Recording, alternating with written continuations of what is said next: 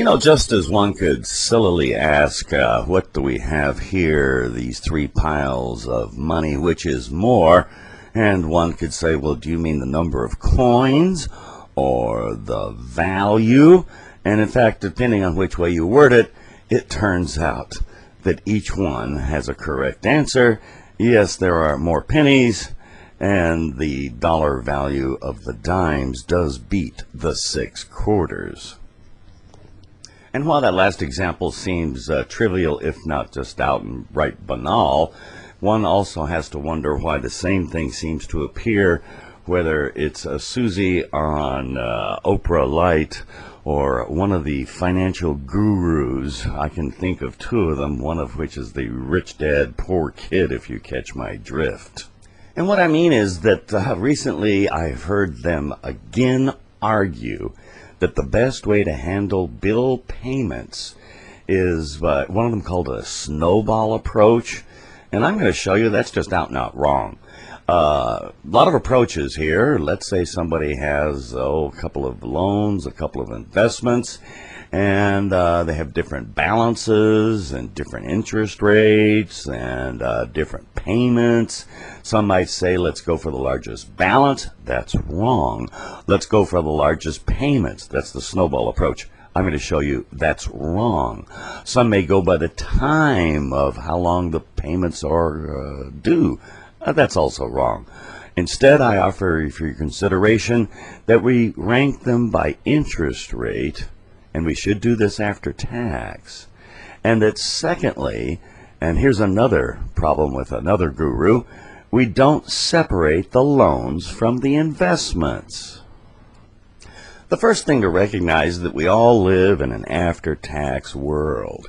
And, for the last dozen years, for individuals, credit cards and auto loans are non-tax deductible, no benefit. Student loans are generally the case, especially early after graduation. Home loans generally are. And here, let's say for a high-tax state, that you might spend 1/3 in both federal and state taxes. So you save about 1/3 on the interest expense. Same thing applies to investments, where you might have either no tax at all, or you might have a deferral. And what happens there is after some 20 years, you would pay the tax deferred, which gives you the benefit of cutting it in half again. So instead of that 1/3, it'd be about 1/6, which is an advantage to a deferred pension or traditional IRA. Now the Roth, you have to put maybe more in because you get no deduction, but you also get the full tax-free amount back out. Therefore, if we were to use these silly guru rules, you might pay them off in the order of size of the loan. You'll see that as the first column of rankings. Or you might pay them off, as some other gurus say, by the debts first, and then by the amount of the payment. You'll see the ranking in the second column. Notice already, right there, they don't agree. But I offer for your suggestion, and I'll spare you the proof, that the best thing to do is first of all put the investments and loans together conceptually, rank them after tax by their rate of return or interest rate, and you'll notice there the order is profoundly different. Any simple computation will show you that that would give you the greatest net portfolio valuation.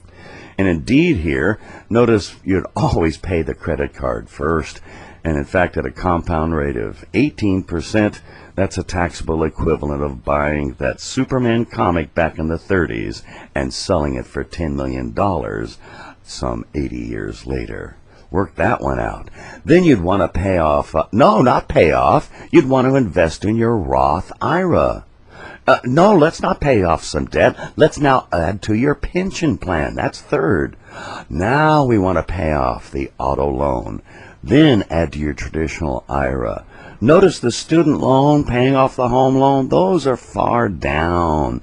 And if you're in a high tax bracket, maybe those municipal bonds become attractive. Dr. C, making it clearer on Dr. C Invests.